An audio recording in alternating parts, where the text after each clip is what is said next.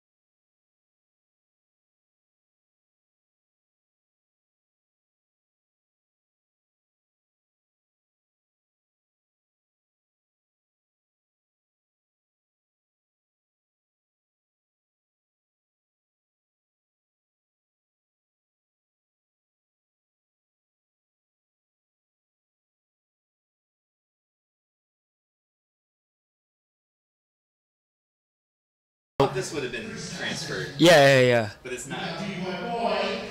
So we're just blind for now. I guess, can you watch it from here? Yeah, but it'll be 10 minutes after when we do 10 the... seconds, yeah, it'll be a delay, right? Or is it 10 seconds or 10 minutes? 10 seconds.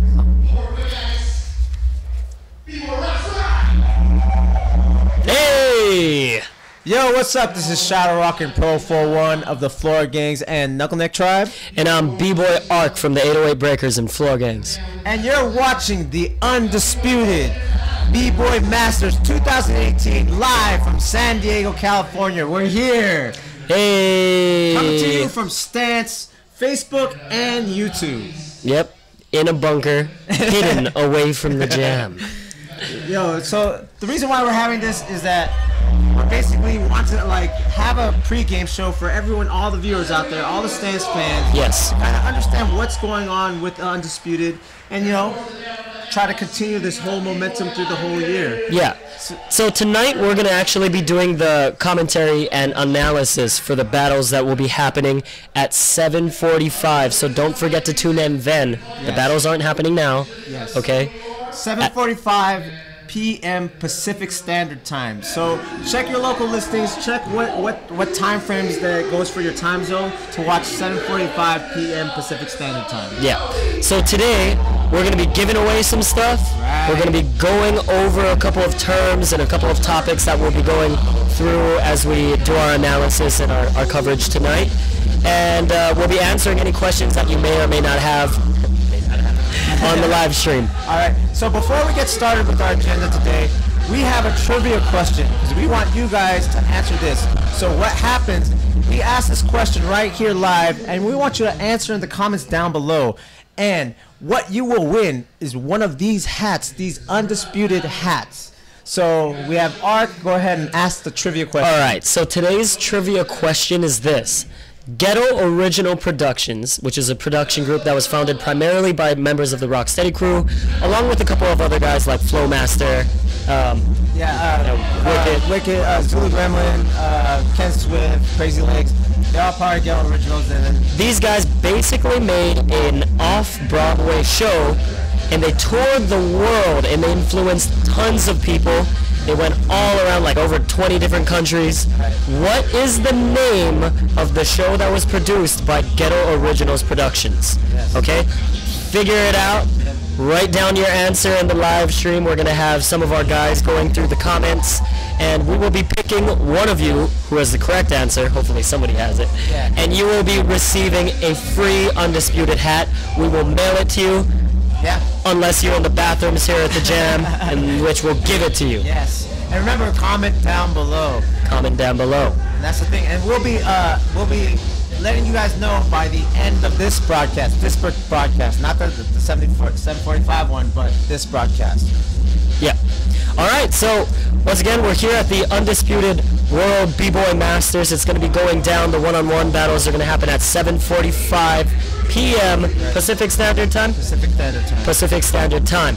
So a lot of the questions that have kind of been circulating around for those of you guys who haven't really been tuning into a lot of social media lately is, what is the purpose of Undisputed? What is Undisputed World B-Boy Masters? Well, in short, Undisputed is the world's premier, biggest one-on-one B-boy/B-girl battle. The best of the best. The best of the best. And there are 9 different events, 9 different promoters who have gotten together to basically create an all-star list of champions who you'll be seeing go head-to-head tonight. Those 9 competitors, in the order in which the battles that they won, right, are Thesis, who won Freestyle Session, which is the undisputed qualifier in the USA. We have Vero, who was the winner of Taipei B-Boy City in Taiwan. We have Issei, who was the winner of Silverback Open in the US. We have Victor, who was the winner of Outbreak Europe. We have Kuzia, who was the winner of Notorious IBE. We have Lucy Sky, who was the winner of the Toulouse Battle Pro in France. We have Onel, who was the winner of Battle of the Years one-on-one. We have Spin, who was the first runner-up on points, and Dr. Hill Skills, who was the second runner-up on points. Now, how do you get points? Basically, each of these 9 events, the UK B-Boy Championships, Toulouse Battle Pro, Unbreakable, Outbreak Europe, Notorious IBE, Silverback Open, Battle of the Year, Freestyle Session, and Taipei B-Boy City. Each of these events have 4 years actually of rankings established in terms of all of the competitors that have made it past prelims and how they've done all the way up, going up to the finals, so that if we have a winner, I think one of the winners that we couldn't get this year was Kill, because he had to attend military service in Korea. So if we have a winner who couldn't make it, basically we look at the points, and those points are determined by how well these guys did amongst all of these battles. So if you're interested in ever representing at a jam like Undisputed B-Boy Masters, the one that we're having here today, check out any of these 9 events or enter all of them. Enter all of them. The ranking and the points are actually compiled, so you can go to worldbboy.org/2017-ranking to see this past year's rankings. I believe Lucy Sky is at the top because he's actually competed in like 5 or 6 of these 9 events. And here's the thing too, and with the ranking, it's not just of the year. You have lifetime ranking as well. Yes. That's one thing that they keep score of. So make sure that when you're entering competitions, be aware of this, because you never know. You might end up right here on the runner-up circle because someone, missed their spot. And again, remember that the idea behind this competition is to find the best of the best. It's not a pick of favorites. The idea was to create a system in which our champions could be chosen. Yes. Okay, and all of this information is available online. It's at worldbboy.org. Again, it's worldbboy.org. You can find the mission statement, all of the promoters and events that are involved, all of the ranking. I believe there's actually probably a link to our live stream up there as well. Okay? Yeah. And just to let you know, right here, this event is sponsored by Monster and the Pro Breaking Tour. I just want you guys to remember that we're sponsored by Monster, Pro Breaking Tour, pre-order shirts, So you can find all that on the website, on the UDEF website as well. Yes, that is correct. And so the last thing a lot of people seem to be a little bit unclear about is how does the Undisputed World B-Boy Masters work? We have 9 competitors. Those 9 competitors are separated into 3 different groups of 3. Okay, those 3 groups. Group 1, it's going to be Thesis, Vero, Onel. And the second group is going to be Victor, Lucy Sky, and Dr. Hill. The third group is Issei, Kuzia, and Spin. Now within each of these 3 groups, each of these competitors is going to have 2 battles. Each of those battles is 3 rounds long. Okay? We are going to be using the Kozin system, which I'm sure with by now, but basically the Kozin system allows a transparent, invisible way to see every judge outcome per round. Okay, so every b-boy is going to have 3 rounds, 2 battles within their group. Now every group, they're going to take the winner with the most amount of battle wins from each group. So that's 3 winners.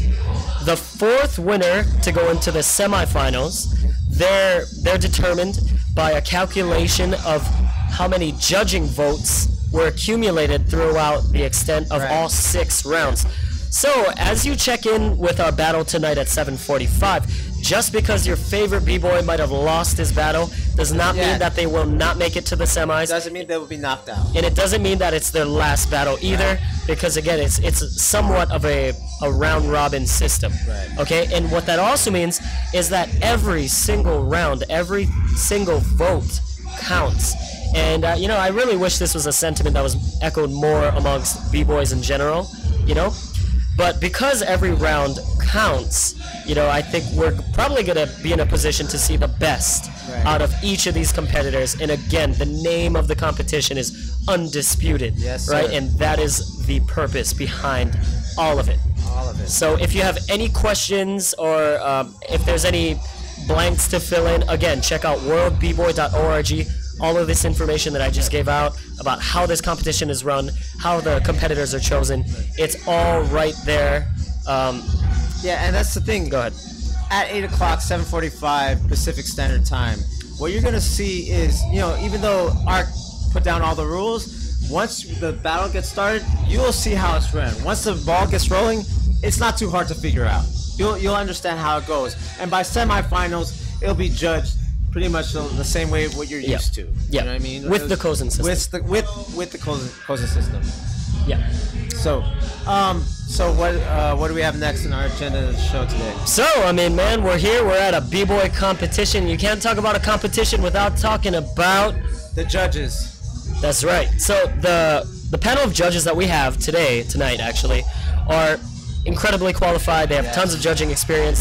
They've all contributed to this dance in different ways. They're from around the world. They hail from different backgrounds and different generations. We have Storm out of Battle Squad, Germany. We have Flowmaster from Footwork Fanatics, USA. We got The General, Rocks, right, from Renegade Rockers, The Squadron, and Red Bull BC1 All-Stars. We got Moy from Monster and Break Free and Have a Coil.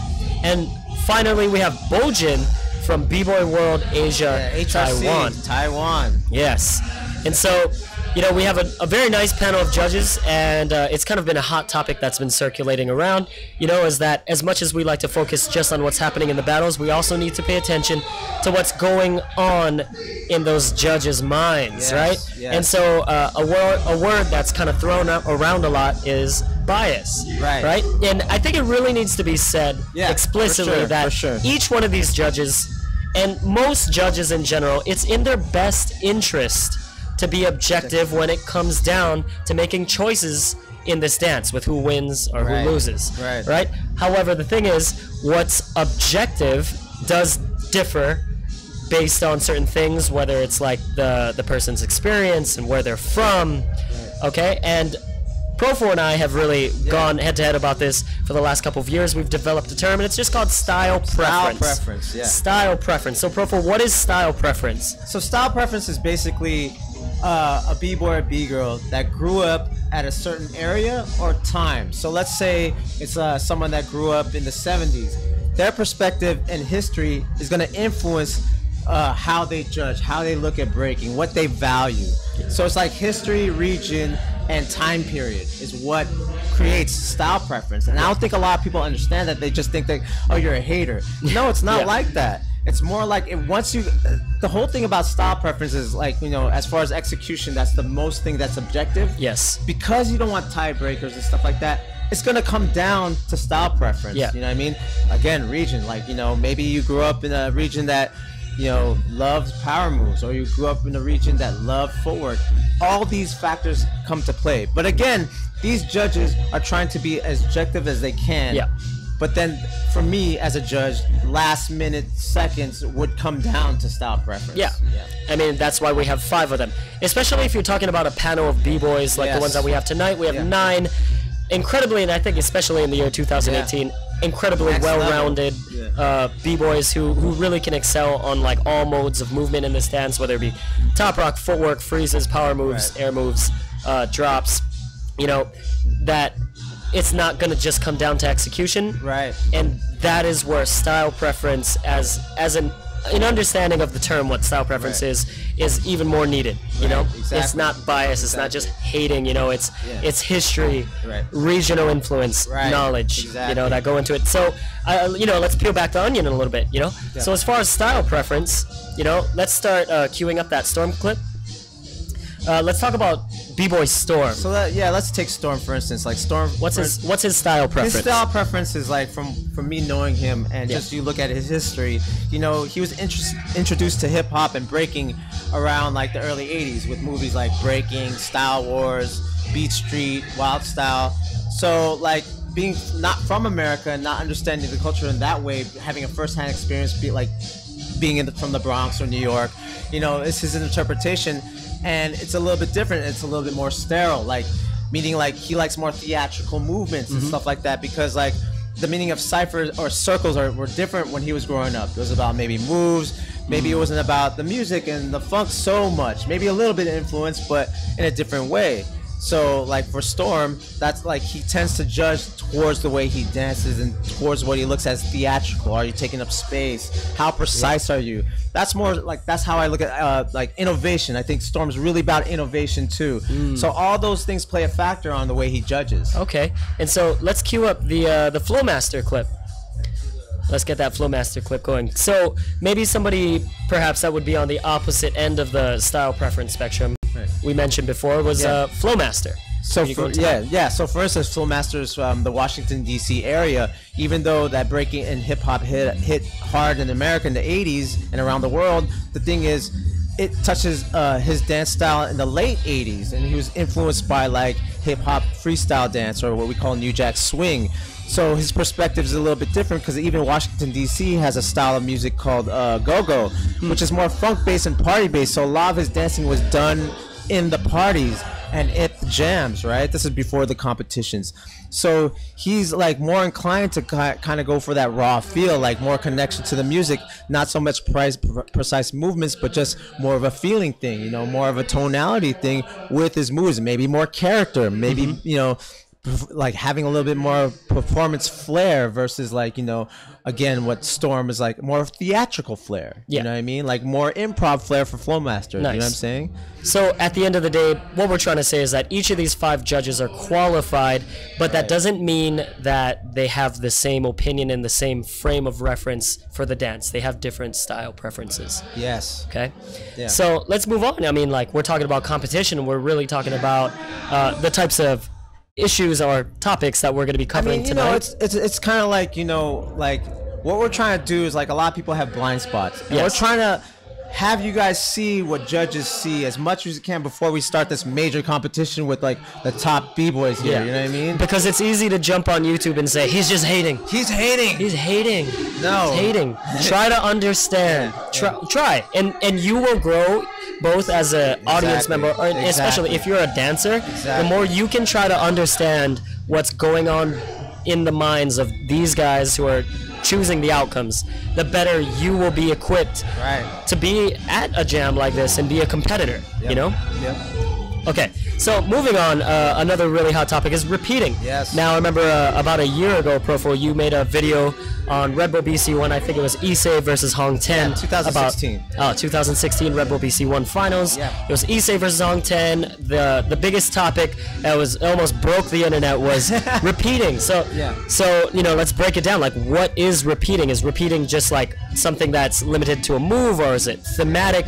When is it okay?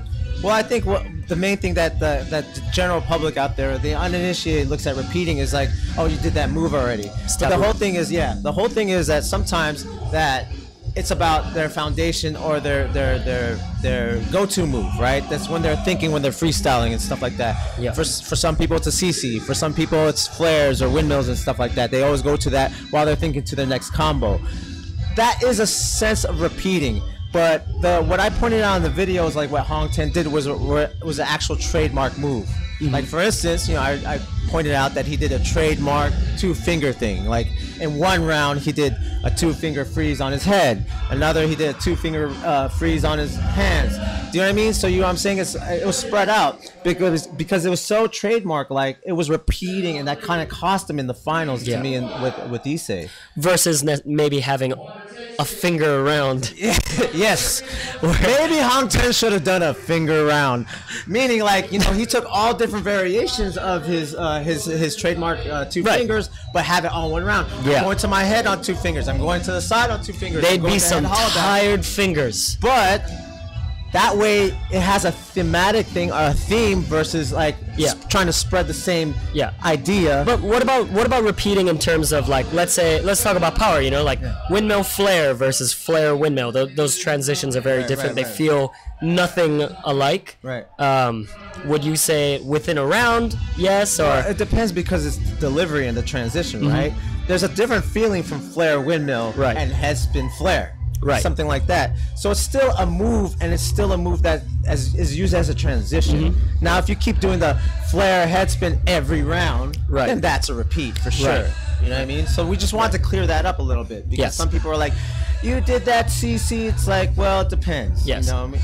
So guys, remember, it's how you do it that matters. Yeah. It's really how you do it. Yes. All right, so we're going to just keep this thing moving on. So another really big hot topic that's going to come up and has been coming up for years, really, is musicality. Musicality. Right? You can't talk about breaking without understanding the fact that it's a dance. Like at the end of the day, what this is, it is a dance. There can be no argument made against that. This is a dance. There's music. We have DJs.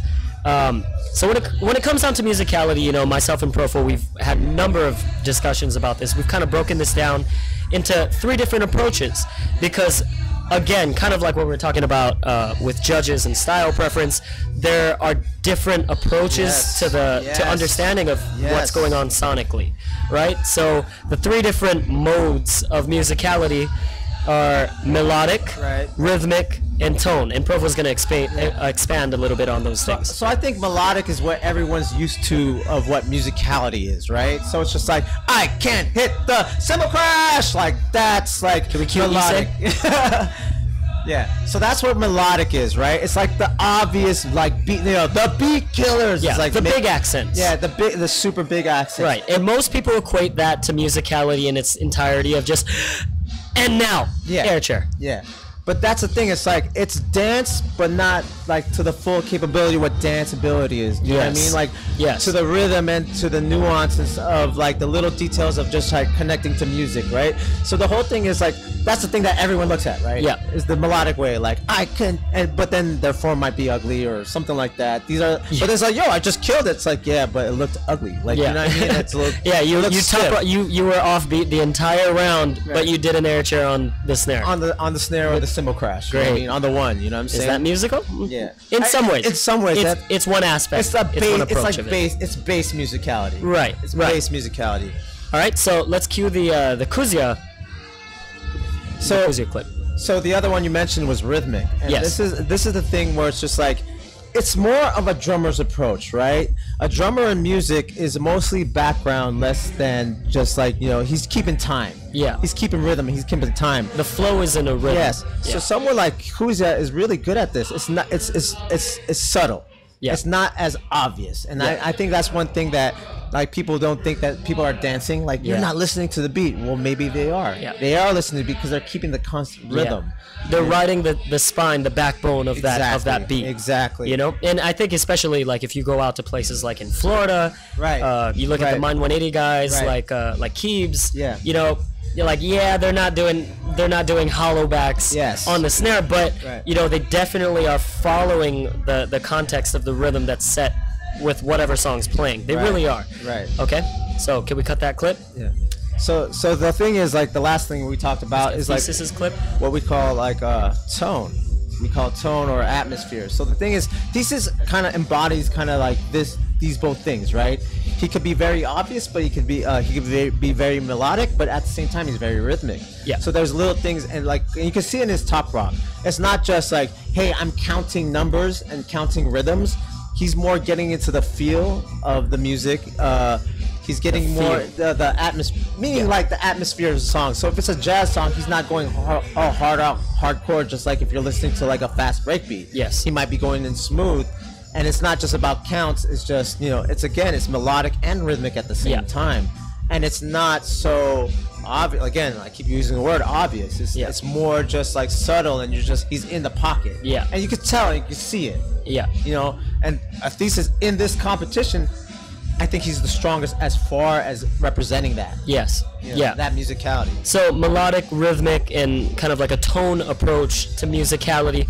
I think it also really needs to be said that each of these three concepts or approaches to musicality are not mutually exclusive. Right. Like what he was saying about Thesis is that, like, I think every dancer aspires for a well-rounded approach to be able to do all these things, to be able to ride the backbone rhythm of a song with their movements, while also being able to snap on those big obvious accents and also embody the vibe and the feeling.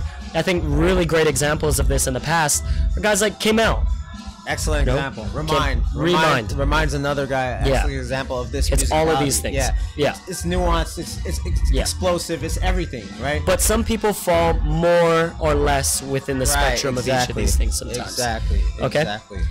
So just before we get, like I said, this show, like we gotta give up to Stance for letting us allow us to kind of like commentate and do a pregame show. This is very important for you guys to understand what makes it fun for the uninitiated, for the guys who don't understand the rules or what to look for. We make a show like this so that way it's going to be more fun to watch it and see, is he on beat? Is he over dramatic? You know what I mean? Is he executing? Is he repeating? Yeah. These are all things that makes it more fun for you and gathers more fans. And then, you know what? You guys can talk about it in the comments. Check out the comments below. We're going to be checking the question real quick. But again, we want to give a shout out to our sponsors, Pro Breaking Tour, Monster Energy Drink, and Rush Order Teas. And once again, we're going to be live casting the actual one-on-ones at 7:45 p.m. Pacific Standard Time. This is our pre-show. Thanks for joining us. So we're going to move on. So the next thing that definitely is going to come up tonight, you know, again, we have 9 incredible competitors. Well, let's talk about composition. How are rounds put together, both on the scale of like how movements and combinations are put together, but then also whole throwdowns. I think in the past, myself and Profo have been looking at this lineup, and we both kind of decided that Spin from Soul Mavericks out of the UK. For him, his composition is his greatest strength, and Profo's going to break that down a little bit deeper. So the whole thing is, like, if you notice, as far as the competitors and Undisputed B-Boy Masters today, you know, a lot of people like Vero or Issei or Thesis have really dynamic big moves, you know what I mean? Like, Onel has big moves, Dr. Hill has big moves. But the thing is, with Spin, he's dynamic, but in a different way. It's more like what I call, like, you're drowning someone. You know, you're drowning with little movements. It's almost like a boxer only fighting with one arm in a competition. He has to use that right arm as much as he can and as strong as he can. And he's about like it's like details, dynamic details that keep the flow of music. And the thing is, the way he puts his transitions and movements together is different from everyone else, because at the same time he has more of a traditional style. You know what I mean? it's in between the moves. Right. And it's really interesting to see somebody like Spin do that and really create impact out of those transitions. Yeah. You know, especially a guy who's so well-rounded. And not just an impact in the transition, but impact in like he made it here. Like he was like the first runner-up, right? Yeah. He was the first runner-up from all these battles in Europe, and that's crazy because he did it, and especially in Europe, where they're not built upon maybe a cypher style, maybe not built upon like little movements, and connecting it together. So that's why we picked them as composition. Like that's what composition is, right? Yeah. You know, the little details, attention to details in a certain way. You know. So all the b-boys and b-girls checking it out, you know, from out there, you know, it's really not what it comes down to, that time-old argument of style versus power, or like no, you know, because like a good b-boy or a good dancer, really, a good dancer can create impact or, you know, a loud moment out of anything. It's really how you do it. It's your approach going in. Yeah. Okay. So the next thing that we're gonna go in on is what does it mean to freestyle? I mean, we're here at the World Beat Center, and a couple of years ago we had freestyle session here. I think the freestyle session one-on-one for 2017 was held here as well. So freestyle, right? And you know, this kind of goes back to like what we were saying about freestyle, kid. You're not freestyle. Freestyle, man. Freestyle's truth. Freestyle. Yeah, right. It gets the argument gets thrown around a lot without people really defining what the terms are, you know, because again, there's like musicality, there's multiple approaches to what freestyle is. Yes. Okay? And so within freestyling, you know, we've kind of broke it down into three different things. Okay, three different things. And those are real-time freestyling, which is contextual. You know, I think somebody who's really good, a really good example of this is like Machine. Yeah, Machine. You know, like, for sure. You know, being able to contextual in the sense that, you know, you're going to freestyle right there in the moment.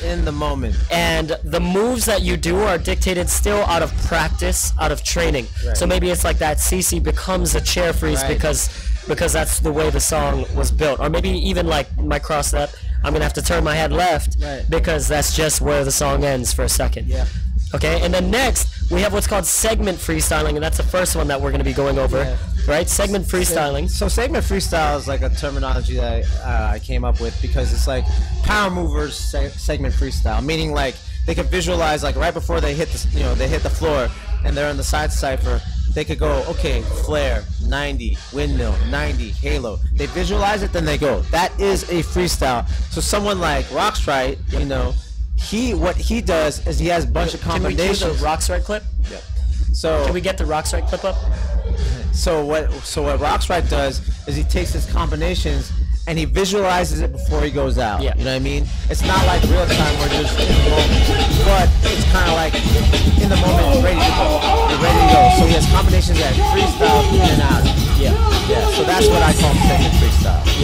So, you know, and I think a lot of b-boys really need to understand this terminology because it'll help you understand your dance yourself, you know.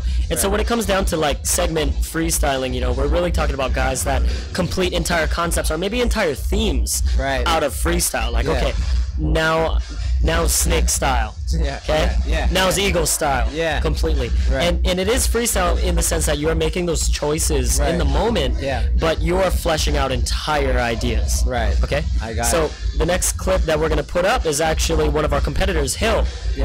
Dr. Hill, right? And so we talked about real-time freestyle. Go ahead, Profil. I feel like Dr. Hill has that type of energy. You know, he has that type of approach where it's kind of like he's strong enough and he has a great athletic ability where he can go in and out of his combos. So he'll go into a combo and then maybe the music is telling one thing and get out of his combo, hit a freeze or something like that. So that's like he goes into his combo, then goes into a real-time freestyle, then comes back to a combo. And that's ultimately like a goal that you want to have. You're like it's structured, but it's freestyle. It's like the yin and yang. You know what I mean? It's kind of the balance. You know what I'm saying? You're just ready for the moment. You know, so that I feel like Dr. Hill in this competition in Undisputed is that he has the best ability to do that, and that he could use that as a strength and his advantage to in this competition. Nice. We can cut the Dr. Hill. And so just like we were talking about with musicality, you know, like each of these kind of freestyle concepts or approaches, that, you know, they're not mutually exclusive either. You know, I think again, we all aspire to be able to do little bits of both of these. You know, a true master like he was saying with yin and yang, can kind of dip into both of these things where like you are ordering pairs of combinations, movements, and themes in completion, but at the same time, you know, if the song dictates that you need to burn a dude, then you burn him. You gotta burn Then you burn him. You do it. You give him the hand. Yep. But you know, really, just to lay down the pipe about it. Hey, whoa. Whoa. When it comes to freestyle, what like real ultimate freestyle? What are we talking about? Real freestyling is what 5-year-olds and hippies do. Yep. There's no structured movement. There's no structure at all. That's truly free. Right? You're totally no context at all. You're totally free. You just do whatever to the music. You see it at Coachella. You might see it at EDC. Like that's real freestyle. And 5-year-olds, you know, they shook their butts. Like, you been to EDC? No, I haven't. I'm an old head. As you millennials would call me, I'm an old head. That's a thing? Yeah, that's a thing. I'm an old head. Old head. Comment down below. Pro41, old head. Sorry, millennials, but you know what? You guys are tuning in, and that's what we want to do. We want to educate you guys so that way, you know, hey, I'm an old head, but I'm about progression too. Don't think just the way I dance doesn't mean I'm not open-minded. I just like what I like when I'm doing it. You guys do whatever y'all want, but we're gonna go by these bases. And again, these are tools for you to enter. When you enter a competition, you don't feel like someone's just hating on you, unless you like, you know, stole that guy's girlfriend or something like that. Yeah, then you need to have a different conversation. Word. And so across the board, tonight, amongst all 9 of our competitors, you know, you're going to be seeing different approaches and different elements of each of these things, whether it's musicality and whether they're more melodic dancers, rhythmic, tonic, or maybe all 3 of these things.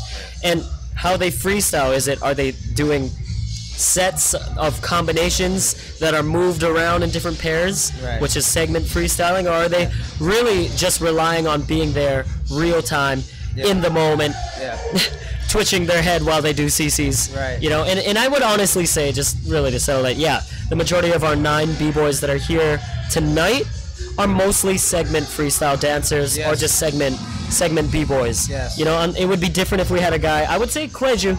I'd say Kleju is, you know, a guy who really relies on real-time freestyle. But again, it still kind of falls within the context of moves that he trains, head spins, okay, and all the freezes that he does. I'm trying to go on. If anybody has any questions for us right here, comments, please state them now as we go on the show. We want to give you a shout out. We want to answer any questions you have. So I'm like, Duo wanted a shout out. Duo, yo, giving a shout out to Duo. Duo, you lived in Hawaii. Yes. You're awesome. Yes. So yeah, we're kind of combing the live stream right now. Please let us know what your questions are. If you have any questions for the competitors maybe going in tonight, we'll get back at you and we'll put it out there. Again, 7:45 p.m. Pacific Standard Time. That is when we will be live streaming the one-on-one, the highlight, the main event. Thank you guys for joining us. This is the pre-show for everybody who is kind of tuned in a little bit later. Yeah, just to make sure, like, hey, you know, I'm looking at the chats right now. No one has answered the question. No one has answered that trivia question yet. Oh, really? So let's remind you. So how about this? Since no one answered the question right now, let's ask it again right now. Okay. And then maybe later on we go on 7:45. If someone answered on the live stream, we'll announce it, like, you know, within the show. Yeah, we can announce it later. I guess it's a harder question than I thought. So the trivia question for a free Undisputed hat, we will mail it to you, is this. Ghetto Original Productions, okay? They created an off-Broadway show that toured around the world and influenced a large number of scenes, communities, and b-boys. What is the name of that show? Yeah. Once again, what is the name of the show that Ghetto Originals Productions toured with in the 90s? Yes. Was it early 90s? Mid to late 90s. Mid-late 90s, okay? Leave your answer on the live stream. We're going to be combing through it. The guys who have the correct answer, we're going to be giving you guys a free hat. And again, unless you're live streaming in the bathroom of the building, you know, we'll mail it to you or we'll just hand it to you. Right. All right, so let's we're about to wrap up this show. We don't have any questions? No. No questions? Wait. Okay, questions, come on. Here's a Dr. Hill, is he really a doctor? Someone answered it. Ooh. Right there. Ulysses Martin. Marin. You actually answered it quick. Ulysses. Oh, no way. So he answered. So hey, good you were paying attention. So Ulysses Martin, you win one of these undisputed hats. We'll hit you up on your private DMs, and we're gonna get your address and send this out. And he answered Jam on the Groove. Jam on the Groove was a tour, off-Broadway show that Mr. Wiggles, Fable, Ken Swift, Crazy Legs, Crumbs, Remind, Fever, they all were on this tour, and they went around the world helping to spread breaking. Yep. So give it up for B-Boy Crooks. B-Boy Cooks. That's your name, B-Boy Cooks. All right. B-Boy Cooks. If you've ever seen the old Ken Swift tapes, that's all footage from around the time that he was touring and doing the Jam on the Groove show. Exactly. All right, so before we wrap it up, so there's no questions at all. Okay, wait, one more question. I think because that wasn't a question. Yeah. Profo, can you tell me who is saucier, you or your twin? Who is saucier? You're watching me on live stream, aren't you? Rob writes longer posts on social media. Yo, does that make him more saucy? No, that makes that takes away points from him. If you diss Rob online, he'll reply back to you. Does that make him more saucy? Yeah. No. We're here live at Stance, man. Facebook.com/Stance Elements, and on YouTube, YouTube.com/Stance Elements. That's what makes me saucy, baby. All right, so let's go through some expectations. Yes, let's go through the expectations, man. Right before we wrap it up, too, let's do our predictions. Okay. Yo, I will shout out your prediction. I'm right here on the chat. Yeah. I will shout out your prediction. Who do you think is gonna take the whole thing? Yeah. What's your predictions? Again, we got Thesis, Vero, Onel, Victor, Lucy Sky, Hill, Issei, Kuzia, and Spin from Soul Mavericks. We got incredible b-boys out here from around the planet. They've been really putting in the work in 2017. Whether you've seen them or not, they're nasty, man. Yes, sir. So, you want to go first? You go first. Oh, man, I'll go first. All right. Let me think about it. No, I'll be real, man. My prediction is that Victor is going to come away with the win on this one as far as the entire night. My man has the experience. He's already been here. He understands the system. He knows what he needs to do. He knows that every round counts. And more importantly, if you guys haven't seen the footage yet, Victor versus Ami last weekend at Cypher Addicts LA. Bro, oh my God. Victor, this guy came out, he's hungry. He threw like 6 rounds in a small cypher. Not even winded. Dude was snapping. No repeating. Right. The guy is hungry. Man, he's still young. He's still got the juice. But if I were to say what my favorite is of the night, man, I'm hoping that Kuzia takes it. Because, yo, this guy Kuzia, I've been studying him for a minute. Like, he really looks like the guy who will find you in a dark corner at the jam because you said something online, and he will call you out, and he will smoke you for 10 rounds. Right. Like, he looks like that kind of guy. He breaks like that kind of guy, and I really respect what he does as far as the moves he puts out. I don't think he's corny. I don't think he's cheeseball in any way. He gets to the point. He has incredible, like, a very high level of breaking using the fundamentals, and I really hope to see him in the semis. But really, with this panel, it's hard to say. You know, all of these guys are talented and hardworking. I would say, yeah. For me, it's hard for me to choose. But in the finals, I'll just my predictions for the finals is I think it's going to be Issei and Victor. Like you're saying, like Victor winning. I think in the finals it'll be one of those things. Like Issei was looking really good in 2017. Like he's grown as a dancer. You know what I mean? He's not just from his first debut in R16 battling Rocks, right? You know what I mean? Now he's like from that. There's so much of a growth in him. Even when he was the people's champ. Yeah. When like in that freestyle session final with El Nino, he was the people's champ after that, and like he's even grown from then. And that was only a few years ago. I would say it seems like he's become more and more relaxed. On the incredible number of like world platform one-on-one breaking events that Issei is represented on. Yeah. Man, he's like getting more and more in the pocket every time I see him. Yeah. Whether whether it's him goofing off or it's him like really just like what we were saying about real-time freestyle. Yeah, like he's the kind of guy who will take it there. If it's just like, this is the song, it's time to flip. Whoop, he'll go for it. I mean, I think and hit it. And the other thing is what he gives, Thesis, and Issei have an advantage of being on this stage before, being on the Undisputed stage before, so they know what to expect. Yep. And the way that Victor's looking right now, like I know, like it's almost like he's looking like how he did when he won 4 events in a row that one year. His like that was like no one has caught up to that yet. Yep. No one has like matched 4 major victories in 1 year, and Vic has that. I'm thinking, so with all that said, I feel like Victor. I agree with you. I think Victor might take it this year just because of sheer hungerness. He wants it back. He wants those titles back. Yeah, you know what I mean. And I mean, like we talk about the judges too. I mean, I think like Victor definitely has aspects of his dance that really appeal to each of the guys that are going to be on that panel. Right. Well-rounded approaches, you know. Yeah, exactly. So, but you never know. You know, it's all in the moment. You never know what happens, right? But to find out, tune in right here, facebook.com/Stance Elements, youtube.com/Stance Elements. Watch us 7:45 p.m. Pacific Standard Time. Check your local time zones when that is. It's about a few hours for us, and we will be giving you commentary, and we'll be giving you more prizes to win. Undisputed hats. Undisputed gear. And you know what? Also, it has to be said, too, that the top 4 B-Girl battles are also going to fall within the realms of our live stream. So we're going to be talking about that, too. Some of our invited B-Girls this year, it's really, really nice all-star lineup. Ayane, we got Maka, we got Ami, we got JK, we got Kate, and we got Chrissy B. Phoenix actually was sick and could not make it. Yeah, she couldn't make it. But yeah, I'm really stoked, you know, because like these girls have been hungry. They've all been battling a lot and training. They bring the heat, you know, just as ill as any other b-boy out there, just as qualified, and it's gonna be a crazy night. Insane.